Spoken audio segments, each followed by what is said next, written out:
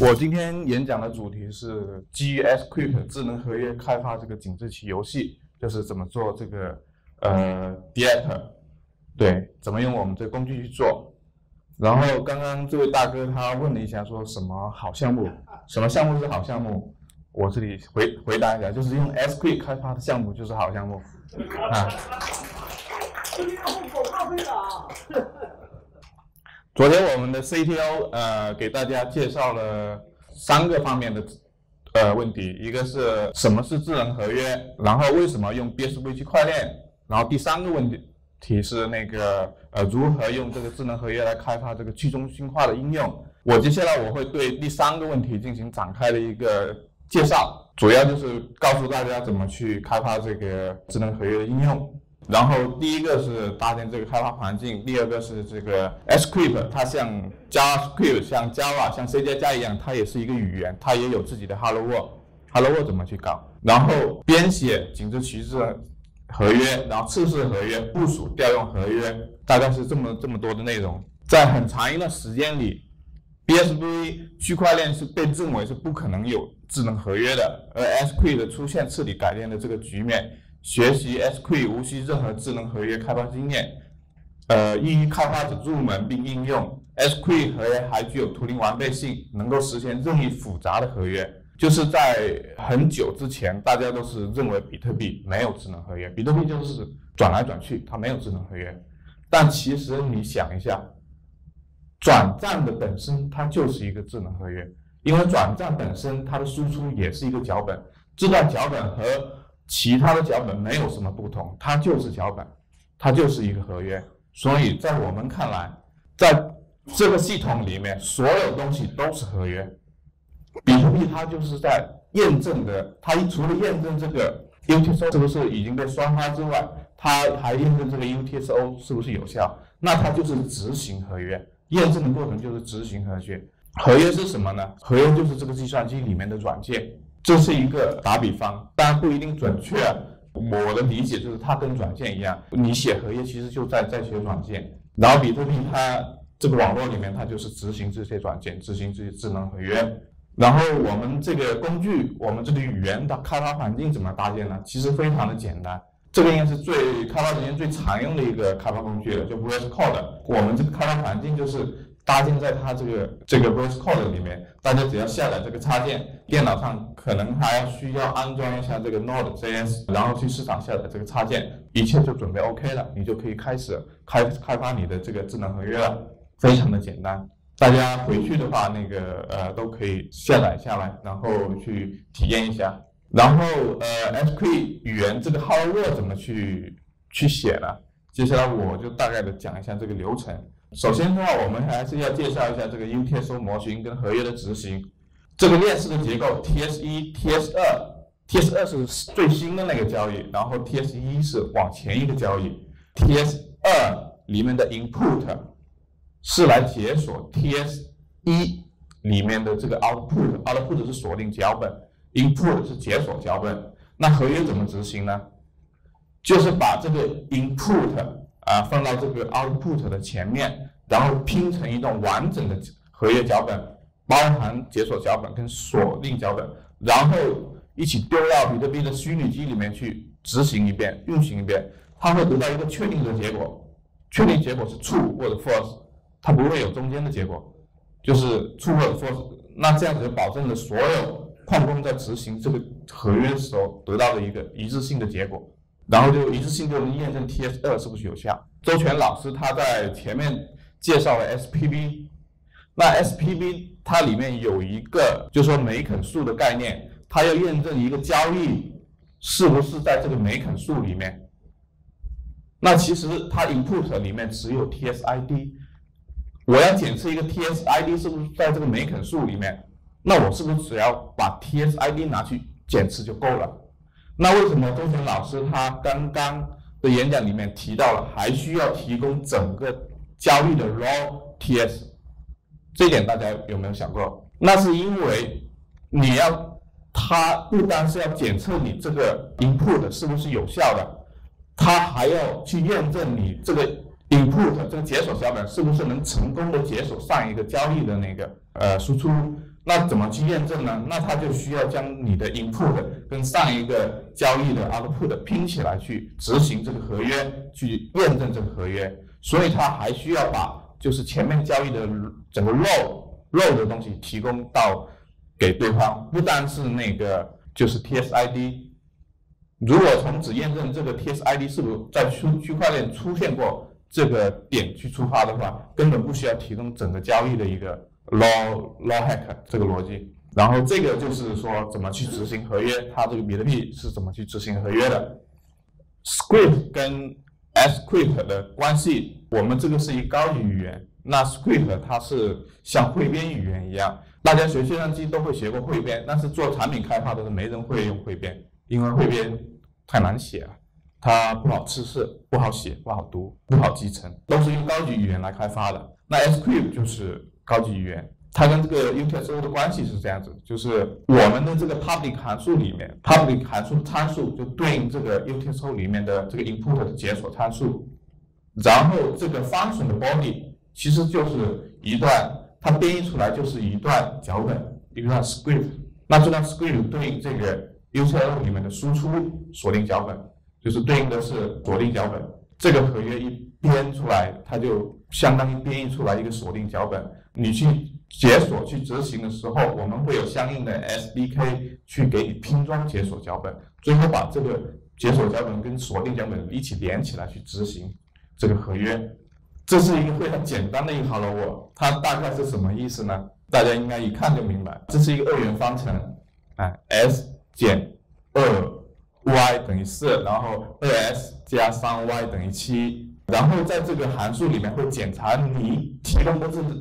解锁的这个2个 sy 是不是满足下面这个方程，其实就是说验证你提供的 sy 是不是这个方程2元方程的解，非常的简单。当你成功被解锁之后，你就能很确定的知道这个 sy 就是减。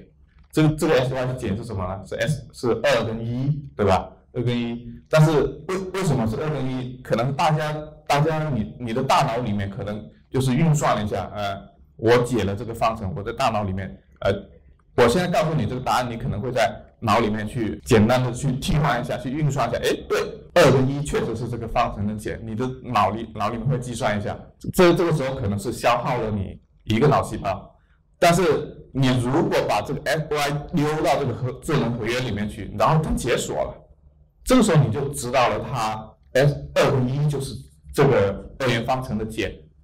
你不用动用你的脑细胞，因为这个你相信这个智能合约能够帮你确定一个正确的解，对吧？这是2种不一样的一个效果，所以智能合约就是有确定性，还有能够建立信任这个特征在这里面。这个合约创建完之后，我们可能会想要执行这个合约，或者说调试这个合约，看你写的对不对？这个是我们开发中经常要做的事情。怎么去调试它呢？我们这个 IDE 里面你装完之后，它就已经会内置一个调试器了。这个地方是调试的一个分页面，然后你进来之后，可能这个时候没有这个 launch.json 这个文件，你就点一下这个创建这个 launch.json 文件，然后它就会出来一个模板。模板的时候，你就填对应的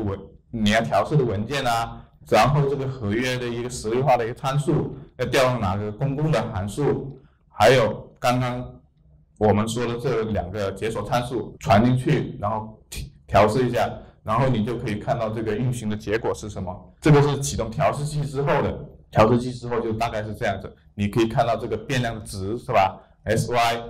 然后如果 require 的话，就是说这个条件成立，这个表达式为真，然后这里还有单步啊、逐过程啊，还有 step out 啊、暂停啊这些基本的调试器功能都是 OK 的。然后我们还有付费的版本，这下面现在没有显示出来，就是直接看那个汇编那层级的 opcode 的那种，这个是一个高级付费的一个功能。你可以通过我们提供的这个 debug 来执行这个合约，看这个合约到底是它是怎么一步执行下来，变量是怎么变化的。这个就是我们现在做了一个小的 demo， 这个井字棋游戏，它部署在这个网址上，大家可以去体验一下，因为这个在这个电脑上不方便演示，我就不给大家体验了。这是一个游戏运行完的一个界面，相当于是 Alice 下了3个 X， 然后 Bob 他下了这个2个 O， 然后因为3个连在一起嘛，他就赢了。然后你可以看到这个对应的他们下注的那个交易，或者说他们 withdraw 的那个交易，每一个抄都会有一个对应的交易。然后这个是这个代码仓里面有包含合约的代码，包含这个怎么去集成一些 Web 前端的，还有合约测试的一个代码，大家有兴趣可以去看一下。然后它的实现原理是什么呢？就是这个井字棋它包含2个状态，一个是轮到谁下棋，另外一个就是说，就是棋盘上面的这个状态是什么样子，现在落了哪些子，就是只有这2个状态，然后会有一个调用公共方法，一个 move， 就是这个合约提供的一个接口，2个玩家交替的去调用这个 move 接口。然后刚刚说这个合约是有2个状态，那怎么去实现这个2个状态呢？这里我们会先说一下有状态合约。有状态合约是什么样子呢？就是我们知道这个 UTXO 模型它是这样的链式的一个交易，那这个状态怎么在这个链式交易里面去体现出来呢？就是在这个图大家应该可以看清楚，就是这是锁定脚本，锁定脚本里面可以包含状态0，然后你花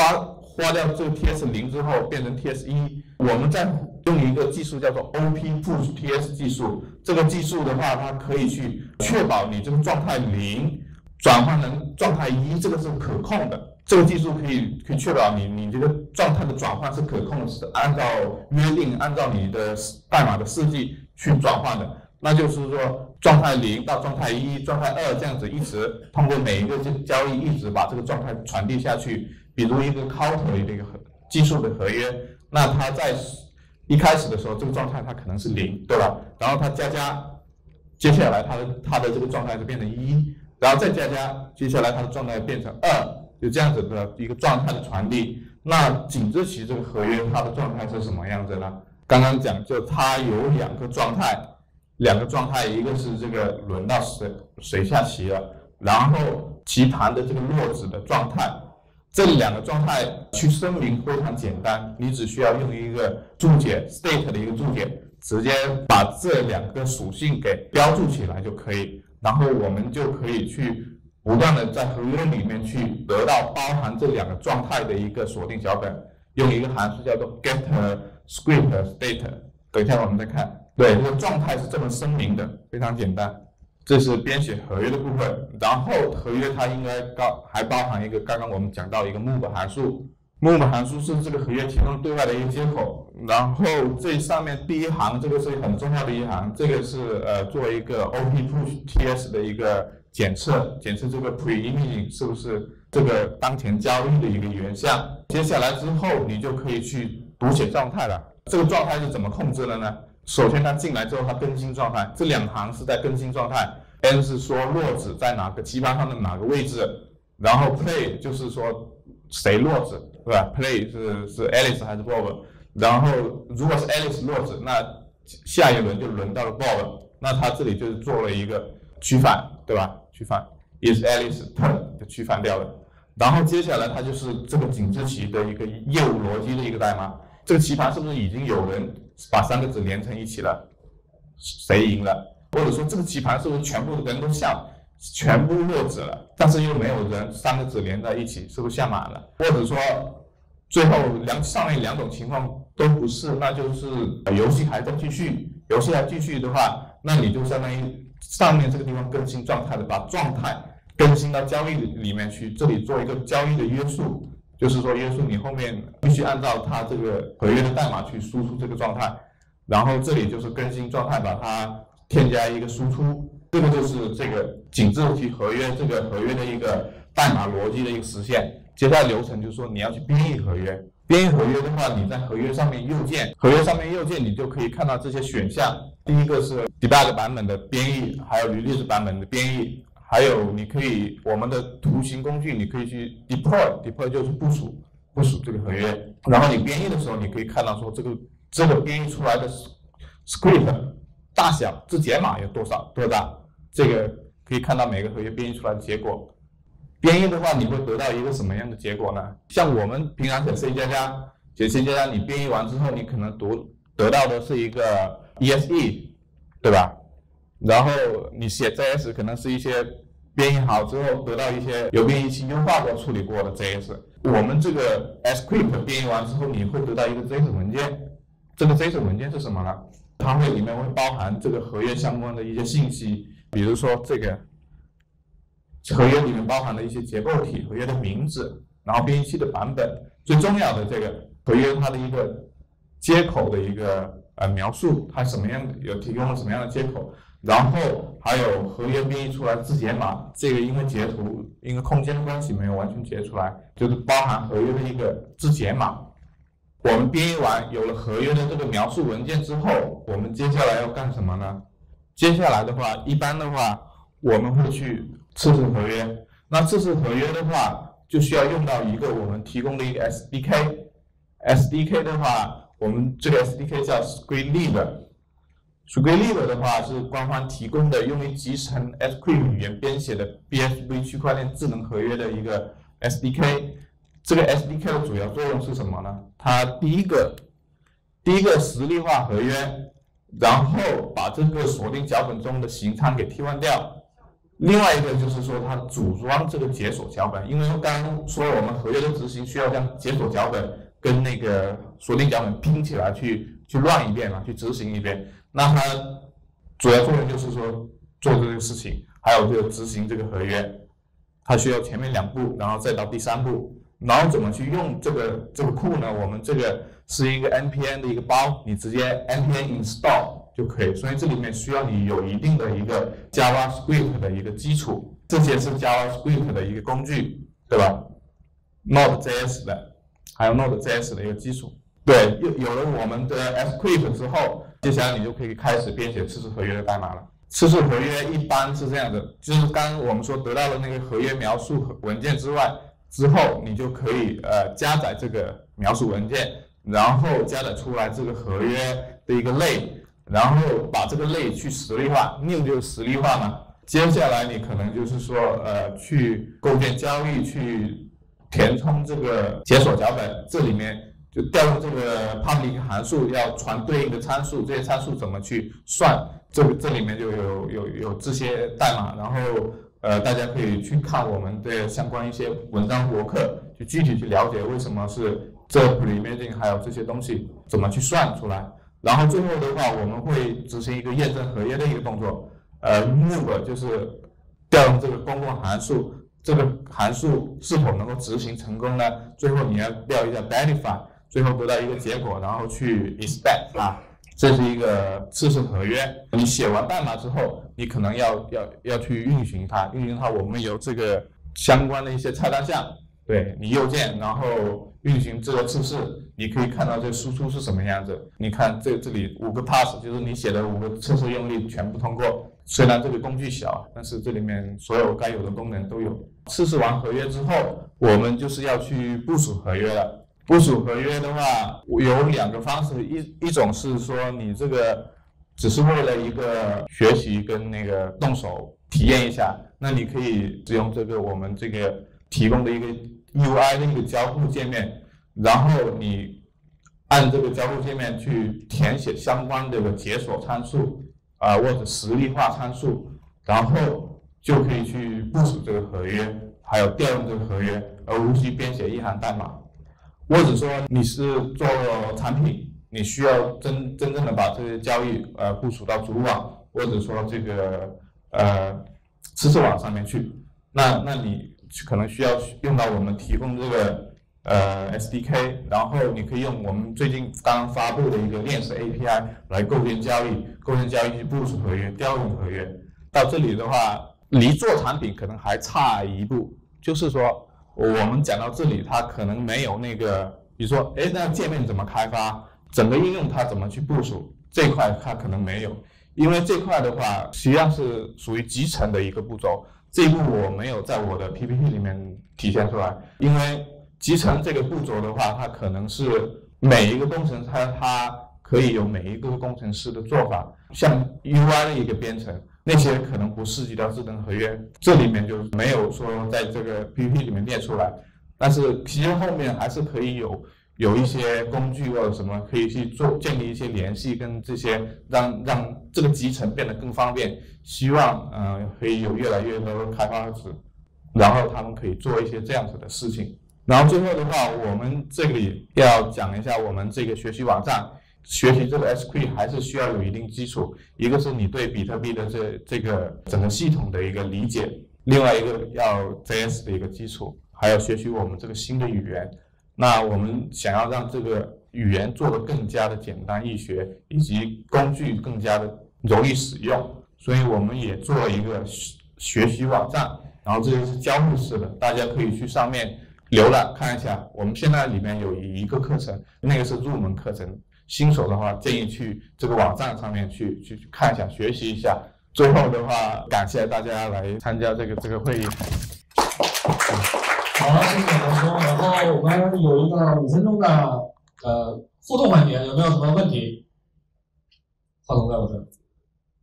好。你这个题难不难呀？你说哪个难不难？就是从零基础学的话，很难的说。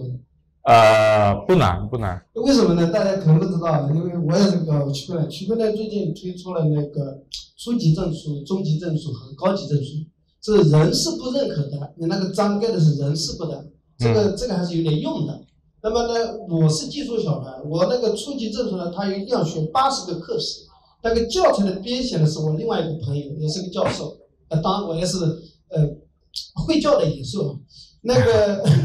所以大家他那个80课40课时是要你教，你一定要编智能合约。如果你这个不会编智能合约，我跟你讲，初级证书就没戏。所以如果跟那个人事部的这个考试，这个有初级、中级证书，那个技术标准都已经出来了。如果跟那个能结合起来的话，你这个推广是很快的。这个我们可以去。对，可能许多人不知道，他人事部的一个证书，好吧？我今天提这个推广方面的，如果你这个东西很好。但市场出不来，市场这个东西就是你自己自娱自乐而已的。你技术没市场，就是自娱自乐。行，感谢大哥提的这个建议啊。好，谢谢。还有没有？你好。你好。因为我不是那个研发人员，所以说我问的问题可能更偏的是一个逻辑的一个理解啊。行。就是第一个问题想问一下，就是这个语言啊，就是昨天有说到说类似于JavaScript，我不知道是不是。也可以支持像什么 if else 啊、for循环这种灵活性的这样子。对，它是一个高级语言，那它肯定会有这些东西，就是 if else 还有循环也有，我们也有循环，但是我们的循环会比较特殊一点。我们的循环需要你在使用的时候直接声明循环的次数，对。所以它不是像JavaScript那样直接写 for 循环的那种语法是吧？我们的语法是 loop， 然后里面括号一个循环次数，跟语法上的差别，这个其实很小，就是大家都能理解，就是说它需要有一个固定的次数在那里。好，那我第二个问题就是因为前面有介绍说我们那个每个 T 叉嘛，最后的结果只会有一个 true 跟 false 嘛。对对。但是我们其实很多的一些智能合约，它可能会有多种状态的这个输出嘛，对。所以然后我又看到你有一张 PPT 是它其实是多个 T 叉的联合使用，然后我不知道我理解对不对啊，是因为你一个 T 叉它只能有一个 true 跟 false 的结果，但是如果我要多个状态结果的时候，是不是多个 T 叉的联合使用，然后得出来这个结果？这个逻辑上不知道是不是这样的。就不管是一个T 叉还是多个 T 叉，因为你只要那个它每一个锁定脚本跟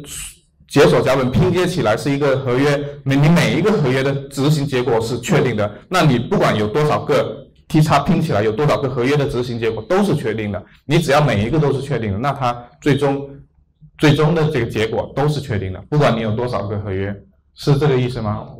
我举个例子吧，就比如说我想用这个语言哈，我开发一套那个驾驶证的一个管理，一个有效状态的管理，因为驾驶证的状态有很多嘛。对。我什么时候就是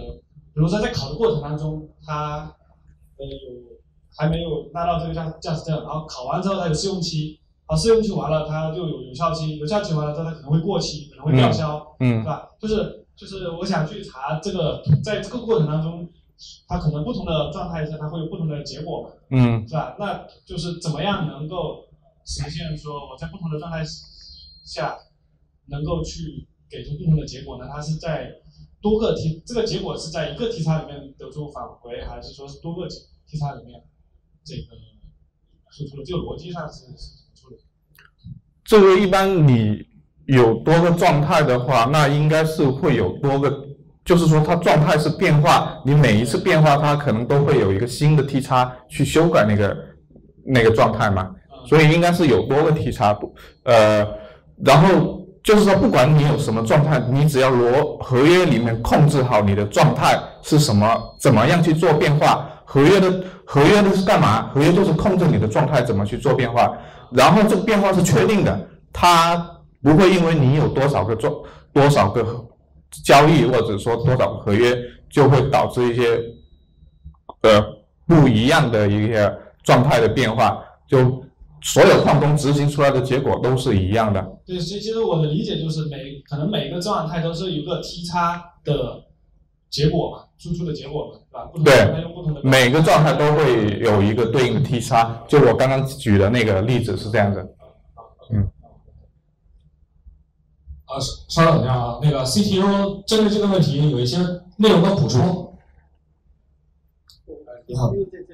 你好，对我刚才跟您这个问题补充一下，就是说刚才洪峰其实介绍的，就是我们这个大的一个就是怎么样一步一步去做一个合约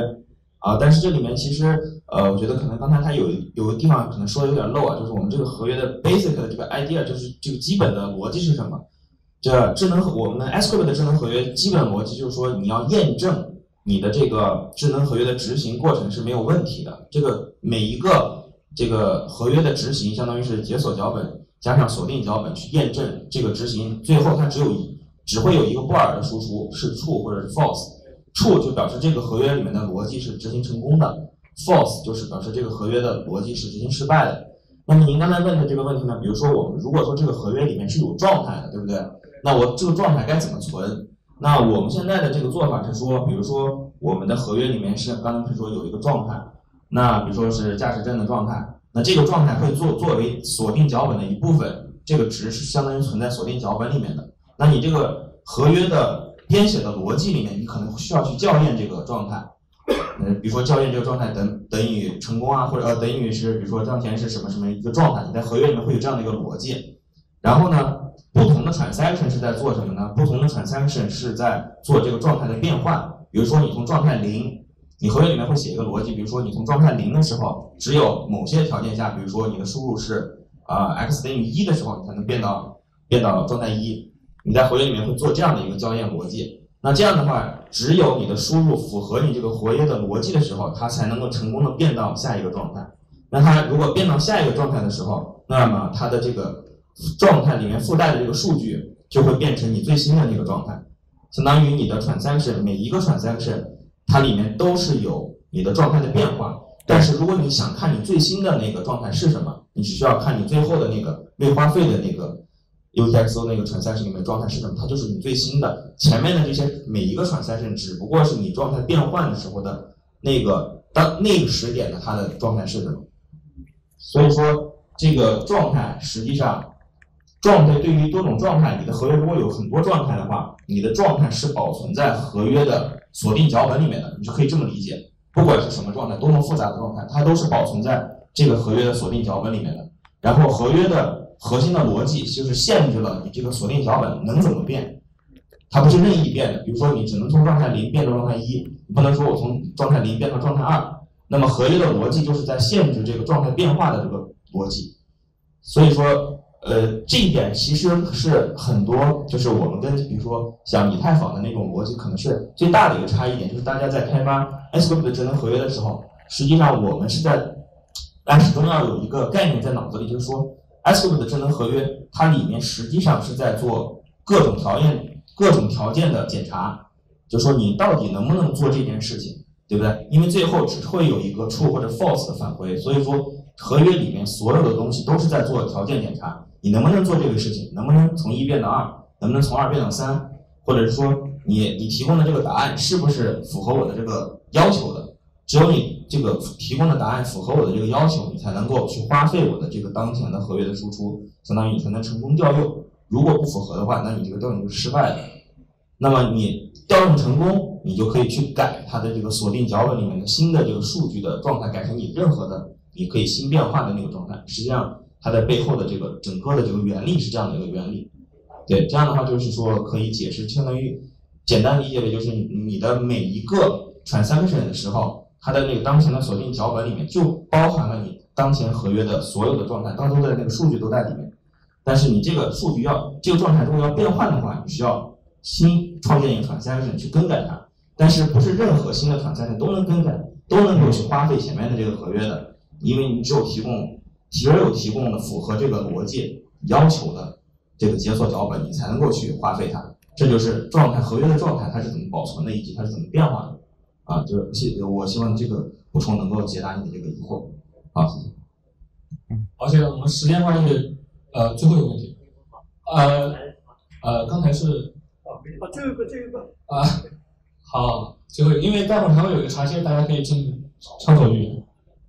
我想请问一下那个 Script 的这个脚本，就是说，那我们每一个智能合约其实都是写在一个新的 unlocking script，locking script。那比如说你这个井字旗的这个，我想关注一下关于智能合约手续费的问题。比如说一个井字旗，实际上我每一步的这个 unlocking script 其实只有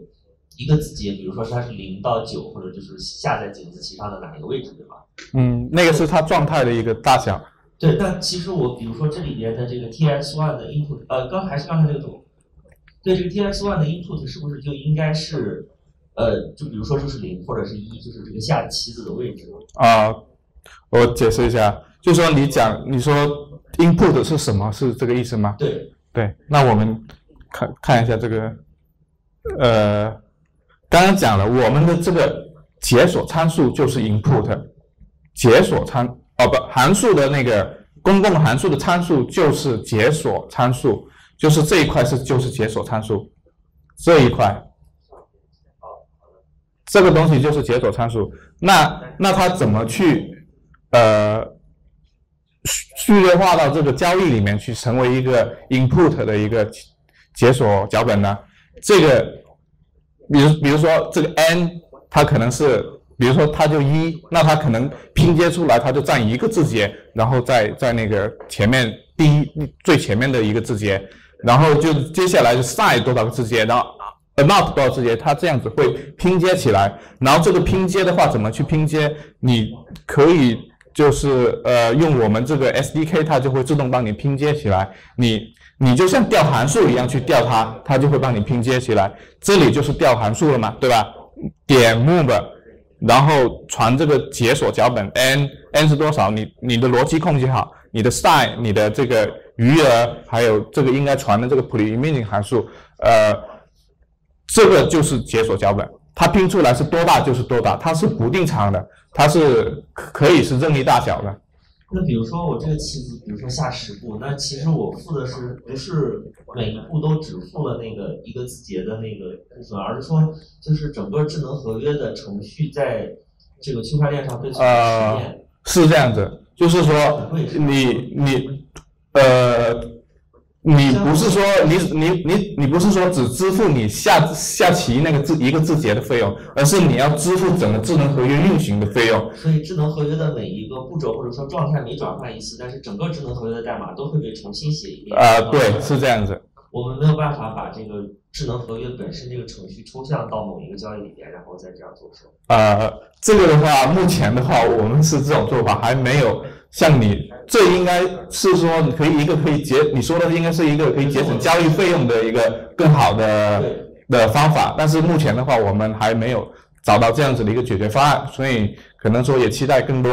对 BSV 感兴趣的人可以一起来研究它，看能不能